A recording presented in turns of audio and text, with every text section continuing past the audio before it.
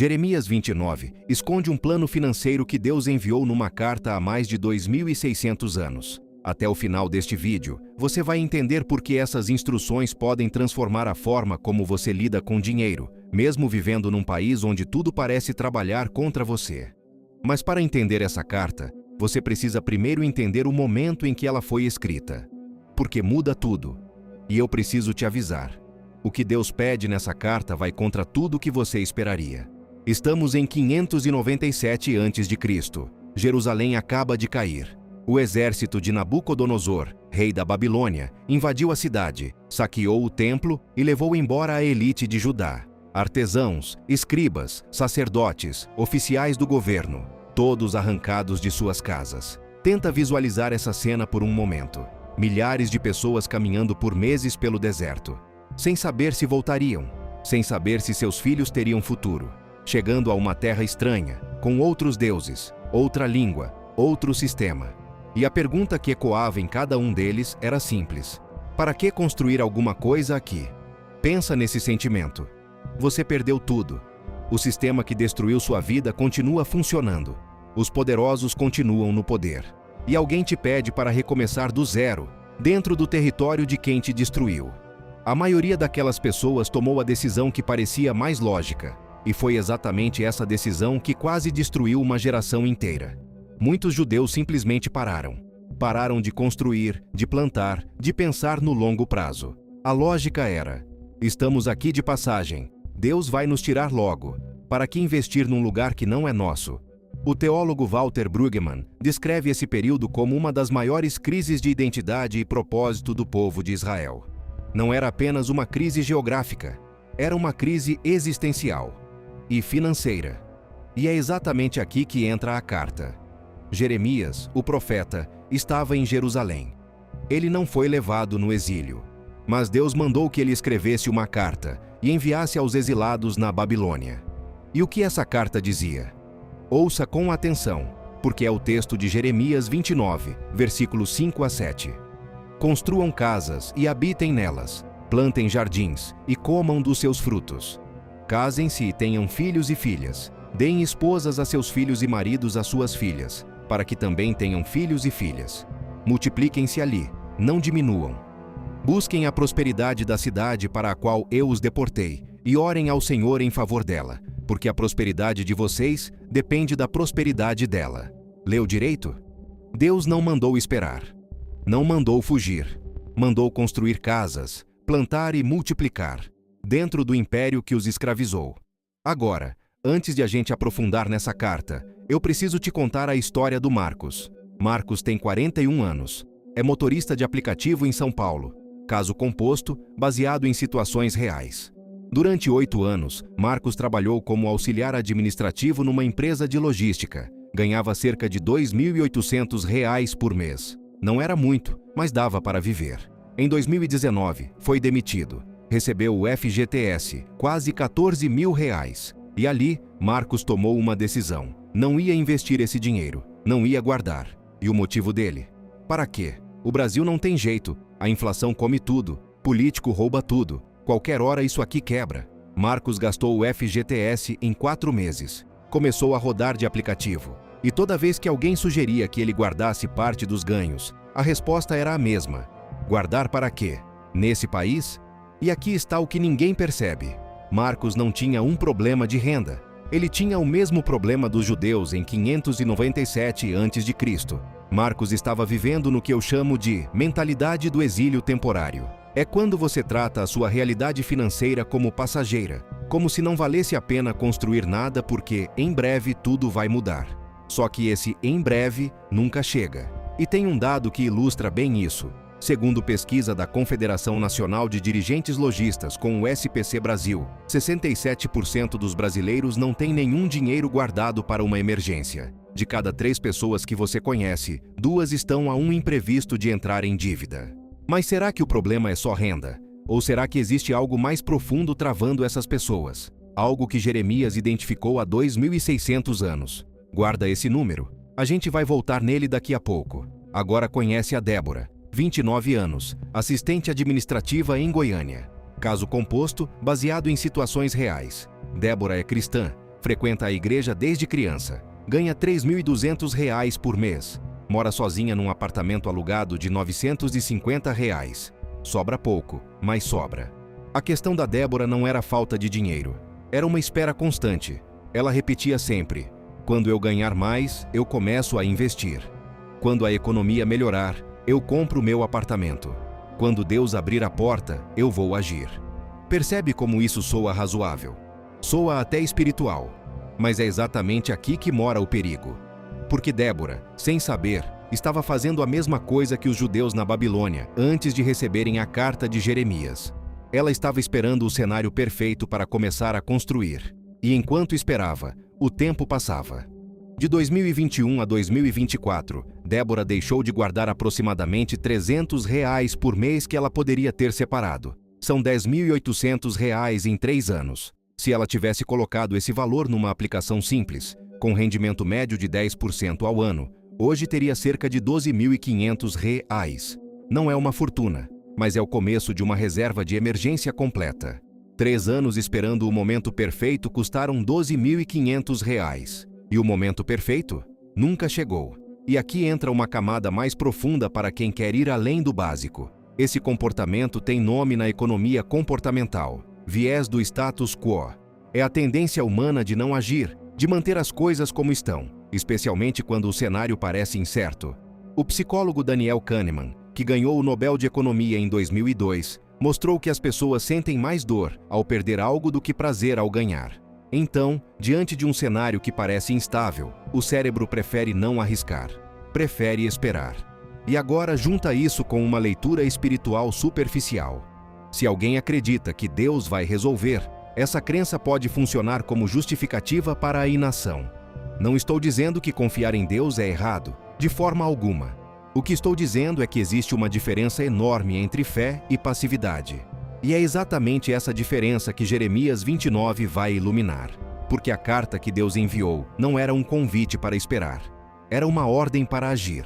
O teólogo e estudioso bíblico John Goldingay, no seu comentário sobre os profetas, observa que a instrução de Jeremias era radicalmente pragmática. Deus não estava prometendo tirar o povo da Babilônia no dia seguinte. Ele estava dizendo: vocês vão ficar aqui por 70 anos, e enquanto estiverem aqui, a ordem é prosperar. 70 anos, uma geração inteira. Muitos dos que ouviram essa carta nunca voltariam para Jerusalém. E mesmo assim, Deus mandou que construíssem. E agora a gente chega no coração deste vídeo, porque quando você relê os versículos 5 a 7 com olhos financeiros, descobre algo extraordinário. Olha a sequência que Deus estabeleceu. Primeiro, construam casas e habitem nelas. Isso é patrimônio. É ter um teto. É a decisão de criar raízes mesmo onde o chão parece instável. Segundo, plantem jardins e comam dos seus frutos. Isso é renda. É gerar sustento próprio. Não depender exclusivamente do sistema ao redor. Terceiro, casem-se e tenham filhos. Deem esposas e maridos a seus filhos. Isso é planejamento intergeracional. É pensar além de você. É construir para quem vem depois. Quarto, multipliquem-se, não diminuam. Isso é crescimento, expansão, acumulação progressiva. Patrimônio, renda, planejamento intergeracional e crescimento. Tudo isso numa carta escrita 600 anos antes de Cristo. E a maioria das pessoas só conhece o versículo 11. E tem mais. O versículo 7 diz: busquem a prosperidade da cidade. A palavra no hebraico original é shalom, que não significa apenas paz. Shalom é completude, bem-estar integral, prosperidade em todas as dimensões. Deus não mandou apenas que sobrevivessem. Mandou que buscassem a prosperidade do lugar onde estavam. O teólogo Christopher Wright, especialista em Antigo Testamento, argumenta que essa instrução quebrava toda a expectativa dos exilados. Eles esperavam uma mensagem de resistência, de boicote, de separação. E receberam o oposto: integrem-se economicamente. Prosperem ali, contribuam para o lugar onde vocês estão. Agora pensa comigo. Se Deus mandou o povo prosperar dentro de um império pagão e opressor, o que te impede de construir algo dentro do sistema imperfeito onde você vive? Vamos voltar para o Marcos. Lembra dele? O motorista de aplicativo que gastou o FGTS porque o Brasil não tem jeito. Em 2023, Marcos conheceu um passageiro que era educador financeiro. Conversaram durante a corrida. E esse passageiro fez uma pergunta que ficou na cabeça do Marcos por semanas. Se você esperar o país ficar bom para começar a guardar dinheiro, em que ano você começa? Marcos não soube responder. Esse é o ponto. Não existe cenário perfeito. Nunca existiu. Os judeus na Babilônia não tinham cenário perfeito. Estavam literalmente em terra estrangeira, sob domínio de um rei pagão. E Deus disse: construam. A pergunta que você precisa se fazer não é: quando o cenário vai melhorar? A pergunta é: o que eu posso construir com o que eu tenho hoje? E para quem está pensando, mas eu ganho pouco? Revisita o texto. Deus não disse: construam palácios. Disse: construam casas. Não disse: plantem fazendas. Disse: plantem jardins. O mandamento é proporcional. É sobre começar com o que se tem, não esperar ter o ideal. Agora vamos extrair 3 princípios financeiros práticos dessa carta. E eu vou mostrar como cada um se aplica à sua vida hoje. Princípio 1. Construa antes de se sentir seguro. Os judeus não se sentiam seguros na Babilônia. Estavam cercados por um sistema que não os representava, por leis que não os favoreciam, por uma economia que não foi feita para eles. E mesmo assim, a ordem divina foi: construam casas. Na prática, isso significa parar de usar a instabilidade como desculpa. O Brasil tem inflação? Tem. Carga tributária alta? Tem. Corrupção? Tem. Mas nada disso justifica não ter uma reserva de emergência. Nada disso justifica não guardar R$ 50 por mês, se é o que dá. Débora entendeu isso em 2024. Depois de uma conversa sincera com uma amiga que tinha passado por uma emergência médica sem nenhum dinheiro guardado, Débora abriu uma conta num banco digital e configurou uma transferência automática de R$ 200 no dia do pagamento. Sem pensar, sem esperar, sem analisar o cenário. Parece pouco? Em 12 meses, Débora tinha R$ 400 guardados. Era a primeira vez na vida dela que ela tinha uma reserva. Primeiro passo: sem cenário perfeito. Princípio 2. Plante antes de colher. Plantem jardins e comam dos seus frutos. Esse versículo fala de um processo que exige tempo. Você planta, cuida, espera, e só depois come. Não existe jardim instantâneo. No mundo financeiro, isso é o princípio dos juros compostos. O dinheiro que você investe hoje vai gerando frutos que geram mais frutos, mas só funciona com tempo. E tempo é a única coisa que você perde quando fica esperando. Para quem já entende um pouco mais sobre investimentos, a diferença entre começar a investir aos 25 e aos 35 é brutal. Se alguém investe R$ 300 por mês a partir dos 25 anos, com rendimento médio de 10% ao ano, chega aos 60 com aproximadamente R$ 980 mil. Se começa aos 35, com o mesmo valor e o mesmo rendimento, chega aos 60 com cerca de R$ 340 mil. São R$ 640 mil de diferença. 10 anos de espera custaram quase 2/3 do resultado. Cada ano que você espera o cenário melhorar, seu jardim perde uma colheita inteira. Princípio 3. Busque a prosperidade do lugar onde você está. Esse talvez seja o princípio mais desafiador de todos, porque Deus não mandou prosperar sozinho, mandou buscar a prosperidade da cidade. No hebraico, o verbo é darash, que significa buscar ativamente, empenhar-se. Isso tem uma implicação financeira direta. Quando você prospera e gera riqueza, você movimenta a economia ao redor.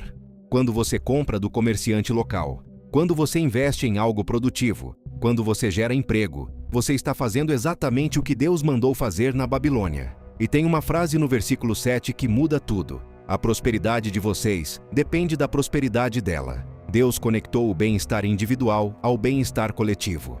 Isso derruba a ideia de que acumular riqueza é egoísmo. Na perspectiva bíblica, prosperar é servir, porque sua prosperidade transborda para quem está ao redor. Marcos começou a aplicar isso de forma simples. Começou guardando R$ 150 por mês. Depois de 6 meses, tinha R$ 900. Usou parte para fazer a manutenção preventiva do carro, o que reduziu os gastos com consertos de emergência. Sobrou mais. O ciclo começou a girar positivo. Não foi mágica, foi decisão. Agora eu preciso ser honesto contigo. Tem uma parte dessa carta que incomoda. E precisa incomodar. No versículo 8, Jeremias avisa: não se deixem enganar pelos profetas e adivinhos que estão no meio de vocês. Havia pessoas dentro da comunidade exilada que diziam: relaxa, Deus vai resolver rápido. A gente volta para Jerusalém em 2 anos. E essas vozes eram mais populares do que a de Jeremias, porque a mentira confortável sempre será mais atraente do que a verdade que exige esforço. Hoje, essas vozes continuam existindo. São os que dizem: não se preocupe com dinheiro, só confie em Deus. Ou, se você tiver fé suficiente, a prosperidade vem naturalmente. Ou ainda, o sistema está contra você, então não adianta tentar. Nenhuma dessas frases sobrevive ao teste de Jeremias 29. Porque o próprio Deus mandou agir, mandou construir, mandou plantar, mandou multiplicar, dentro do sistema imperfeito. Provérbios 21:5 complementa isso de forma direta. Os planos de quem é diligente levam à fartura, mas todo apressado acaba na miséria. E Provérbios 13:11 reforça: o dinheiro ganho facilmente diminui, mas quem o ajunta pouco a pouco o fará crescer. A Bíblia é consistente nessa mensagem. Prosperidade vem de diligência, planejamento e ação constante, não de passividade espiritual. E olha o que é interessante. Deus prometeu sim restaurar o povo. Jeremias 29:10 confirma isso. Mas ele não mandou que ficassem parados esperando a restauração. Mandou que prosperassem enquanto esperavam. Esse é o equilíbrio que muitos cristãos não encontram. Ter fé no futuro que Deus prepara e, ao mesmo tempo, agir com responsabilidade no presente que Deus te deu. Vamos fechar relembrando os nossos personagens. Marcos, que por anos acreditou que não valia a pena construir nada no Brasil, hoje tem uma reserva de emergência de R$ 4.200 e está planejando os próximos passos. Não ficou rico, mas saiu da paralisia. Débora, que esperava o momento perfeito, já acumula 8 meses consecutivos de investimento. O momento perfeito era ontem. O segundo melhor momento é hoje. E os judeus na Babilônia? A história conta que aqueles que obedeceram à carta de Jeremias prosperaram de tal forma que, quando o rei Ciro da Pérsia permitiu o retorno a Jerusalém, 70 anos depois, muitos escolheram ficar. Tinham construído casas, negócios, comunidades. O texto de Esdras registra que os que retornaram carregavam riquezas acumuladas durante o exílio. Eles prosperaram não porque o cenário mudou, prosperaram porque agiram antes do cenário mudar. E é isso que eu quero te deixar hoje.